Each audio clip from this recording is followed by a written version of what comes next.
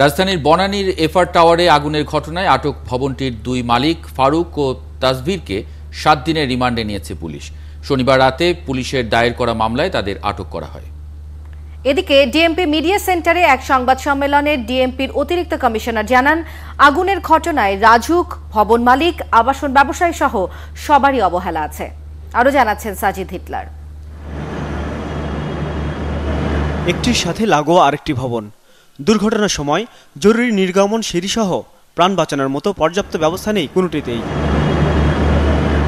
এ কারণেই বনানীর এফআর টাওয়ারের আগুনে মৃতের সংখ্যা যেমন বেড়েছে, তেমনি বিপুল সম্পদেরও ক্ষতি হয়েছে।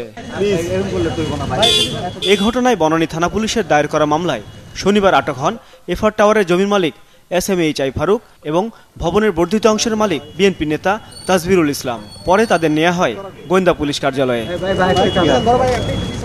অভিযুক্ত ব্যক্তিরা ভবনটিকে শুধুমাত্র অর্থ উপার্জনের হাতিয়ার হিসেবেই ব্যবহার করেছেন বলে জানান ডিএমপির অতিরিক্ত কমিশনার। রোববার এক সংবাদ সম্মেলনে তিনি আরও বলেন, ভবনটির সার্বিক নিরাপত্তা ও সেবার দিকটি উপেক্ষা করার কারণেই জানমালের ক্ষতি বেশি হয়েছে। একটা বিল্ডিং কনস্ট্রাকশন থেকে শুরু করে বিল্ডিং ব্যবহারের আগ পর্যন্ত এবং ব্যবহার শুরুর পরে প্রত্যেকটা পর্যায়ে যার যে ভূমিকা ছিল সেই ভূমিকাগুলো সঠিকভাবে পালন না করার ফলেই আজকের এই দুর্ঘটনা, এবং সেই বিষয়টাই আমরা আমাদের তদন্তে তুলে ধরব। আগুনের ঘটনায় প্রকৃত গাফিলতি কোথায়, বিল্ডিং কোড অনুযায়ী ভবনে যে ধরনের ব্যবস্থা থাকার কথা তা ছিল কিনা সেটিও খতিয়ে দেখা হবে বলে জানায় পুলিশ।